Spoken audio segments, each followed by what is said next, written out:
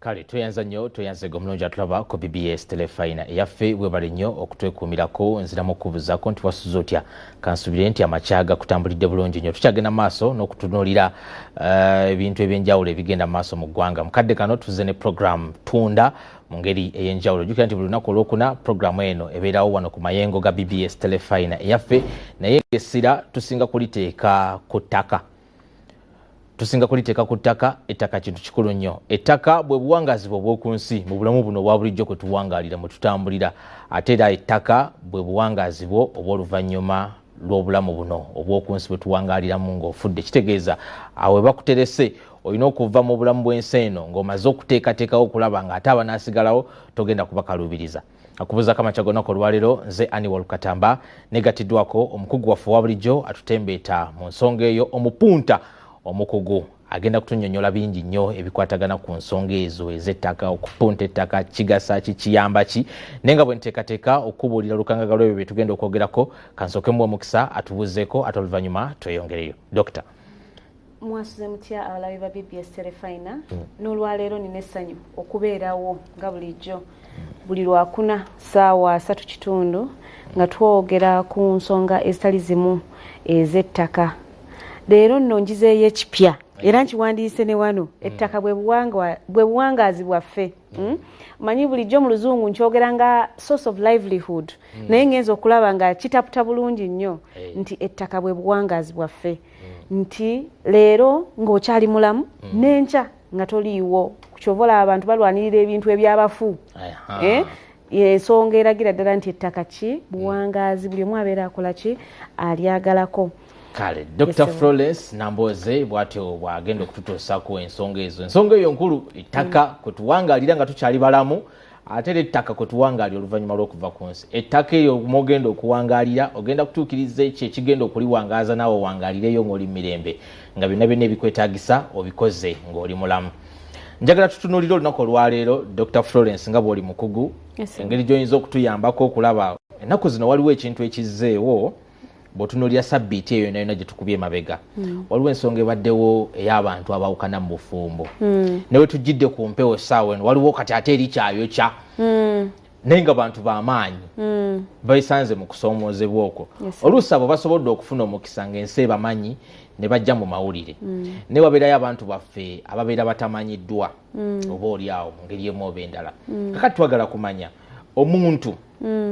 mu bulamu buno obwa bulijjo mwe tuwangaalira tuwasa tufumbirwa ennaku zino byakyuka lulinga omusajja yekka yabeera ne ssente yabeera ne property yabeera n'ebyobugagga n'ettaka ng'era n'abaana abawala tebabakkiriza na kusikira ttaka nga tebabakkiriza na kusikira ttaka naye kati bigenze bikyuka n'ennaku zino n'abakyala nga Dr. Florence osobola okubeerawo awo ng'olina akasenteko okuza ebintu by'ebyobugagga ng'ebibyo naye ng'ebyobugagga ebyo obudde bw'obiguliddemu ng'obeera n'omwami wo. Kakati twagala kumanya ebiseera ebisinga bwe wajjawo ensonga eno ey'okwawukana naddala nga bigenzeemu mu by'amateeka bibeera ebyokunyiga omuntu akeera ku makya n'asiba engugu ze n'atambula anti ebyo byakoleranga bakyala badda ng'amanyi sirina kyenfiirwa. Kakati olwaleero okwawukana kw'ennaku zino kwa njawulo mwawukana mu mateeka twala kino tutte kino naye entuuyo z'ettaka ozimanyi ettaka gye liva ttaka kimu ku bintu omuntu kyakolerera okuva lwatandise okukola okutuuka lwannyuka emirimu ng'anoonya kwongera kukola ki kufuna na kuweza ttaka. Kakati mu mbeera eyo ng'okusoomoozebwa okwo kuzze kuba tekwewalika mutuuse okwawukana ettaka lyange ebintu byange nyinza ntya okubitaasa kimbuulire eno nga tetunnaba kuyingira kusoomoozebwa kuli tulyoke tutandikirawo nyabo. Kati kyojja okusookera ddala lyeyandaba mukyala oba mwami olina okukakasa nti olina obuwandiike ku buli kimu ky'oyita ekikyo kyekisookera ddala. Mpulira abakyala abamu ti amadinisa agali ku nnyumba nze nagagula olina buwandiike ky'obulaga nti naawe olina kye wayongereza ku nnyumba eyo oba ku ttaka eryo. Bw'obeera nga wakwata ssente katugeze miliyoni zo 5 wadde omwami yaleeta 10 miliyoni 5 ezo ziragibwe bulungi nnyo nti gwe kyekitundu ky'oleese ku ttaka eryo. Bw'obeera ng'oguze madinisa oba nzigi funa risiiti z'amadinisa ago n'enzigi z'okoze eki z'oguze obeere ng'olina obuwandiike n'abajulizi nti amazima ebintu bineeno omukyala ye yakola ki ye yabigula teyabigula ssente bweziti nti muddeeyo nga tutuusa okwawukana obeera na kyetuyita evidence obujulizi nti bannange ettaka eryo lye mugamba n'endagaano eno gy'olaba twateekako omukono ng'omwami aleese $2,000,000 nze ng'omukyala nange nenetayo emitwalo gyange 2 nekibeera nga kikakasibwa ddala bulungi ki kyewayongereza kuki ku ttaka eryo oba ku property eyo gy'oyagala okukola ki okugabana kati bw'ebeera nga mbeera nti ya ttaka lya kyapa kakasa nti percentage gy'otadde ku ttaka eryo ku kyapa eragibwa yesebo omanyiyo omuntu alowooza bulowooza ekyapa ne bwe kibeera mannya ga mwami sijja funa kizibu ekyapa buli bwe kiraga amannya g'omuntu omuntu oyo yajja okubeera ki nannyini naye kakasa omugambo nti omanyi munne mwami wange oba mukyala wange tewali tabbu naye nange akasente kange katono kentaddeko kandabikire ku kyapa ekyo nga kiraga amannya gange naye nga kuliko percentage nti gwe baleeta 8 ku 100 nze wakiri 2 ku 100 kineeno bakiteekeko eyo gye tuyita tenants in common nzize njinyonyola egira mu ngeri za njawulo kati bwe tutuuka ng'embeera yagamba ntino twawukanye ebyaffe kuba tulina baneeno abeera n'omwami n'omukyala nga babeera babiri kawundo kakubye eddirisa nga bino ebyoyogerako ebya divorce bijja kujjira abakyala bampeta nti alina obuwandiike nti nina certificate yange ey'obufumbo awo jagamba tujja kgenda mu divorce naye muyinza okuba mwakamala emyaka nga 2 temuwangadde nnyo mwenna mukozeeyo ebintu byammwe naye byonna bitadde mu mannya ga muntu omu kati naye nga bw'obeera bitadde mu mannya ga muntu g'abantu babiri buli bw'anaaba yeetaaga okusayininga oba okukola ekintu kyonna naawe owookubiri ojja kuba okola ki weetaagibwa kitegeeza wadde nga ne divorce tennayitamu tugeze kwewola kusinga kyapa ekyo weebale ne bw'obeera nga temutuuse mu mbeera egamba nti muneffe tebaatugatta mu bufumbo oba tetwagenda saagenda kwanjulwa n'olwekyo tujja kuba twawukanye bwawukanyi nja kubeera nga nsobola okumanya nti percentage yange ku ttaka eryo esobola okuvaako amakulu nina okweteekateeka nga si kugamba nti ake bankubye empeta kiwedde naye bwe tuba tuliguze sifuddeyo omwami namufuna ntya tuli mu mbeera ki bwe tuba tulifunye ffenna obuwandiike tubugendamu ffenna weebale kakasa nti obuwandiike kabeere mwami teekako gayo ti kale mukyala wange katugeze olese bitundu 8 ku 100 nze ndeesa 2 nze omwami teekako erinnya lyo tetugamba ntino tuwagira embeera ey'okwawukana naye munnange bagamba ekijja omanyi kikola ki kinyaga bitono tebikubuulira nti enkya munnange tujja funa obuzibu bwe butyo kati nekyo kiyinza okubeera ekimu naye kati omu ku mmwe asobola n'okufa nakyo weekiri ate naddala abakazi mugaba mulwawo okufa era tuba tubasabirira mufe mangu nemubeera munyumya bunyumya awo nakati katamba bw'ofiira wano webale era bwekibeera waliwo eyagaliza okufa buli omu katamba bw'ofiira wano kati bwebeera nga mu mbeera eyo ey'okuba nti omu ku mmwe avuddewo kuba tulaba embeera kati nga ggwe ssebo oli haaji nga mukyala muto gyali nange mukyala mukulu gyendi kati nze munne mukyala mukulu we naabeera nga nnina amagezi bulungi ku by'ettaka nja kakasa nti buli kimu kyenguze n'omwami kiraga obwannannyini nga nange kwendi kireme kulaga nti nno omwami buli kimu yakoze eki yakiguze tutuuke mudda nga tulina okwawula ebintu byono n'ebino byolibaga bino byonna byali bya mwami kuba jjukira ekyapa bwe kiba kisoma erinnya limu oba endagaano bwebeera esoma erinnya limu ne bwona nnyonnyola nga toyina bukakafu bulaga teri agenda kukkiririzaamu kyovola abantu bajja tutuuka okugamba nti oza kundi bubbi agatwala bintu bya mwami n'olwekyo kakasa nti nno olina obuwandiike ku ekyo ky'ogamba nti kikyo ne bwe kibeera kitono kitya omanyi tutunuulira ettaka nze nsomesa ettaka naye ettaka kyekyobugagga ekikula kyokka bw'ogula emmotoka olugifulumya bondi bwoti esuula ebitundu 25 ku buli 100 kasitefuluma bweti kasitefuluma n'erinnya ku kkubo ng'efunye n'ennamba tunuulira n'ekyo ennamba kyekyongerera ddala n'okusuula emmotoka bwebeera ng'ekyali mu bondi nga talina nnamba tugamba ennamba bw'enejja empya banaagiteekako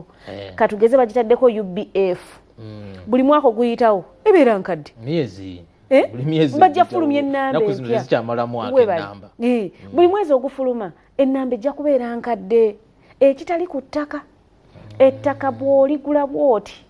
lyeyongera ebbeeyi buli bwe libeerawo ne bw'obeera tolina ky'olikoleddeko n'olwekyo teweenyooma tolowooza nti ntaddeko akakadde kamu kokka akakadde ako myaka 10 kasobola okubeera nga kalina obukadde 10 obweyongeddeko. Kakati Dr. Florence waliwo ekirala kyenfunye ataawo mu nsonga eyo ogambye nfuba okulaba nga obuwagizi bwonna bwembeera ntadde ku ttaka eryo mbulaga mu buwandiike ekyapa kisome abantu babiri kyenjagala okumanya kiba kigenda kukolebwa kitya kubanga tuyinza okugamba nti ettaka tugeze lya bukadde 10 bwe libeera nga lya bukadde 10 naye nze ng'agenda okugula oba omwami oba omukyala nze agenda okubeera n'omutemu omunene ninawo obukadde 9 nene ngamba munnange gwe tuwangalana ne mugana nno wali bandazeewo akataka naye ka bukadde 10 akakadde akanoonya omuntu akampola nangamba tokeewola nze kankakuwe erinnya lino bwe ligendako olw'akakadde ako kaleese tekigenda kumufuula nti naye ebitundu biri kumpi 9 ku buli 100 kati bw'onoowandiisa mwami Katamba ettaka eryo bw'onooliwandiisa nga mu mbeera eya joint tenancy kijja kulaga buli omu yenkanankana ne munne okitegedde naye mu tenancy in common kijja kulaga buli omu percentage gy'akola ki gy'alina byawula ebintu ebyo biri bitunnyonnyolemu katini kati olaba ekyapa bw'oba tospecifyinze nti nno nze Katamba ne mukyala Katamba tuguze ettaka era tetulaze bwe twagala baliwandiise yo gavumenti ejja kulowooza bano baagala ki joint tenancy era kibajja bawandiikirako ku kyapa okuwulira ekyo kitegeeza nti mukyala Katamba bw'afa leero saagala nkugerezeeko wangambye abakyala twagala nnyo abaami okufa amangu mukyala Katamba wabeera ng'afudde byonna mwami Katamba ajja bitwala wadde yaleeta akakadde kamu kokka mukyala Katamba n'aleeta obukadde 9 naye bwe tuba tuwandiisiza ekyapa kino mu tenancy in common tujja kulaga nti mukyala Katamba yaleeta akakadde akamu tumutadde ku 10%. Mwami Katamba ne tumuteeka ku 90%. Omu bw'avaawo oba mu mbeera y'okwawukana buli omu agenda na percentage ye. Omutema gwe wateekako percentage. Nti ono ajja kugenda ne 10 ono agende ne 90%. Kati yenjawulo ejja mu mbeera ezo. N'olwekyo mmwe ng'ababiri mwetunulamu ne mulaba. Kuba omukyalo oyinza omugamba sina tabbu bwe nvaawo oyina abaana onoolabirira abaana. Kati waliwo n'ekirala era Dr. Florence nga twongera okulaba engeri gye tugenda okunyweezaamu ebyobugagga byaffe tutunuulidde ettaka. Tutunuulire ettaka n'ebizimbe kuba n'ekizimbe kibeera ku ttaka. Ne bw'ebeera mbeera eno eya condominium ey'ekizimbe naye bajja kitwala ng'ettaka lwadde bagenda bambuka waggulu. Kubanga kyo bakufunira ebyapa katugeze nga ku kalina. Tugirabako embeera ku old taxi park ku new park eyina condominium titles buli omu ng'alina ka lock up ke ne bakakufunira ekyapa yesebo. Kakati kyembadde mbuuza kikino nti ettaka lino ndifunye nze ng'omwami mu mukwano mungi ennyo gwe nnina ne mukyala wange ne mugamba awo nkuwaddewo mu bulamu mu buwandiike abamu abakyala tebabalimbalimba bino ebyokuweesa emimwa. Okujjako nga waliwo abajulizi era oli bw'atandika okweyogeza nti nkuwadde esimu zajja njayo rikoda bwe bujja okubeera obujulizi bwojja okukola ki bwojja okukoza nze omwami wange yakola ki yampaawo naye ate tuleme twala mbeera nti oba omwami mulwadde ali ku ndiri kuba omuntu akugabira ali mu ntegeera ye bulungi sound mind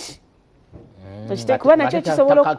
nga takakiddwa ko omwami ayinza okubeera nga ali awo mulwadde amazima oba takyategeera bulungi naga nkuwaddewo wayinza okubeerawo abakola ki abakiwakanya kati era oli bw'aba agamba nti nkuwadde mwami wange neyanziza nsaba kumpandiikirako bwe nkugamba nti atofaayo ate byange kizibu kyawo anti kati awonza omukyalo omujagujagu wenja okugirayo kamera era bw'obeera ng'ompadde ompeere muki mu buwandiike kubanga bwe butabeera mu buwandiike kijja kulaga nti ebintu bikyali ki bikyali bibyo okitegedde okujjako nga tufunye kati oba ng'abajulizi ababeerawo olinaga nti amazima njulira nti gundi bamuwa ekintu kineeno naye nga naabo abajulizi bakkiririzibwamu bali credible okitegedde si kubeera nti nze nja kufuna baana bange bokka of course abaana bange bajja kubeera ku saidi yange naye babeera ng'abantu katugeze oba omukulembeze ow'ekitundu oba abakulembeze ab'ekika ababeera nga bakkiririzibwamu nti amazima tebalina ludda lwe bajja kukola ki kwekubirako. Singa mbeera mu mbeera era ey'okunoonya ettaka ey'okunoonya ssente ezigula ettaka tuli ne mukyala wange ne bukera ku makya ne ligulwa endagaano oba okusonjola kw'obuguzi endagaano kwetugulidde newandiika nti tuguze tubadde babiri kati yakyapa mu kugenda okufuluma ng'omwami olw'okuba nti ebiseera ebimu tukola ebintu naddala ebintu ebikwatagana ku ttaka abantu batera kubikola mu kyama oba lwaki nze nange simanyi muna abantu tebaagala kumanya kati ngaffe abakyala mbasaga mwami baala era yalowooze n'okulowooza nti nayo ne kapuloti kennina batera kubikola mu kyama osanga ne story ya runninganga ku Facebook nti omwami bambi bapangisanga ennyumba ng'omukyala akanyemu landlord atubanja sasula ssente musajja watu agenda kukizuula oluvannyuma nti ate landlord ye yali ki yali mukyala we ne bwe twali tukola wano eno ekyapa ku ttaka ekyapa mu ngalo ng'abantu tebamanyi kyapa bwe kifaanana naye nga muntu mukulu buli omu akola mu nkukutu nange kakati tukyaddayo ku nsonga eyo ebintu by'ettaka buli omu abikoze mu nkukutu endagaano zo zisomye nti tuguze baki tuguze babiri mu kutambuza process ey'okufuna ekyapa omwami ne ŋŋenda nzekka bwe ŋŋenda nzekka nga bwe nkugambye nti bitambulira mu nkukutu ekyapa ne nkifuna era ne nkitereka mu bukukulire obutagambika ne kibaawo ne tutuuka okwawukana tetufuddeyo twawukanye enfudde oba twawukanye tukyali balamu naye ng'ekyapa mu kufuluma kyafulumiramu erinnya limu omukyalo ono yateekako ssente ne wabeerawo twawandiika kakati ekyapa nga kiri mu linnya limu singa akizuula atandikirawa okulwanira omugabo gwe guli gwe yateeka ku kyobugagga ekyo kati ekyapa bwe kibeera nga kyafuluma ng'omukyala olina obukakafu obulaga nti nno wateekako ssente zo kwekyo ekyapa tekigaana kwekubira nduulu mu b'amateeka n'oga nti amazima nateekako ssente ku ttaka lino eno naye omwami bwe yali tannafa oba nga tetunnayawukana yakola ki n'ogenda mu mateeka n'owaaba ekyo kubanga bw'obeera wateekako ssente kitegeeza ne ku kyapa nga kifuluma olina okubeera nga naawe olinako obwannannyini okugyawo nga mmwe ababiri mwalina entegeeragana kubanga omanyi oli asobola okugamba kati nga munno nti mpaayo ssente nja zikuddiza ng'entegeeragana eyaliwo nti sikuteeka ku kintu kyange mpaddeyo buwi ssente zo era byonna nga biri mu buwandiike ng'olina obukakafu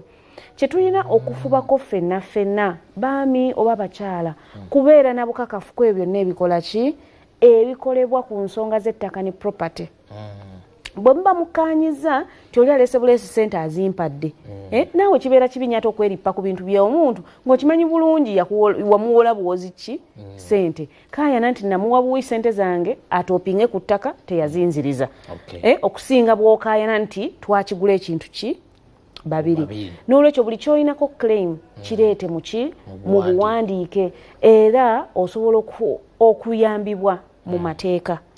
kubanga omuntu era bw'aba afudde oba osobola okugenda ewa administrator general n'omulaga sayidi yo nomuga nti amazima twakola endagaano nga yali bwete n'ekirala kyenjagala tujjukire era kyetutera okwerabira tuwandiise nga endagaano zaffe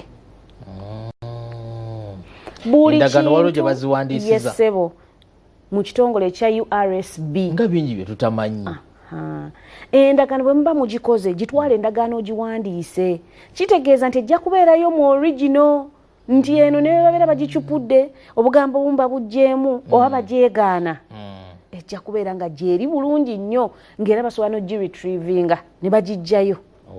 nebeera ng'ekozesebwa nga ki ng'obujulizi era mu nsonga zaki kakati waliwo ensonga endala okonye ku kigambo buwandiike Dr. Florence ekirungi oli mupunta amateeka g'ettaka ogamanyi buli kimu amateeka g'ettaka gatambula era n'amateeka gano aga bulijjo entaputa yaago ate byonna obimanyi ate nga amateeka galina okubeera nga gali fair bulungi kakati kyenjagala mu budde buno bwe tusigazizaayo obutikitiki obusigaddeyo njagala ombuulire obuwandiike buno mbukole ntya nguleyo akatabo kange akasaate tu mbeere nga buli kyengira nga nze kinootinga mu katabo kange nga buli kyenteekako nga kinootinga mu katabo kange obuwandiike buno mbukole ntya obuwandiike obutuufu bubeerako ne ba witnesses abantu ababaddewo sinze ejja kutuula nti nawandise naguze edinisa kubeera nsobola kyewandiikira wadde embeera tenayonooneka oba ng'eyonoonese n'olwekyo buli buwandiike bw'oyagala okufuna beera nga waliwo abajulizi ate era wabeerewo n'omuntu omukugu mu nsonga ezo nti bwe libeera ttaka funa omuntu akuwabule bulungi akubuulire nti amazima buno buwandiike bukole bw'oti kuba abamu ffe tukola endagaano n'olowooza nti otunze mita kumbe otunze fuuti ogenda okujja ng'ate obuzibu buzze kale dokita siibula n'ebigambo ebikumaakuma abantu mu ngeri gye bagenda okukuumamu ebintu byabwe nga tebannaba kwawukana ebintu byaffe tujja bikuuma nga tulina obuwandiike ku byo obeera mukyala mugezi oba mwami mugezi ng'ebintu byo obifunira obuwandiike buli kimu kye mba mukkaanyizaako nsaba tulowooze n'emitwe gyaffe sina mitima gyaffe yesebo abaagala okwongera kubawabula mujja kunkubirako nooti 75 emu 61 nooti 2 63 eri awo ku telefayinayo 0751 610263 twongere okwogera ku nsonga z'ettaka kale toyanza nnyo toyanzega omulungi atulaba ku BBS telefayina yaffe program tunda amakya g'olunaku olwaleero bwe tutyo bwe tutambudde tubadde tunyonyoka ku ngeri oba ku nsonga ez'okupunta ettaka nze ani walukatamba njagala obbagaliza ekiseera ekirungi ayi katonda kuuma Ssaabasajja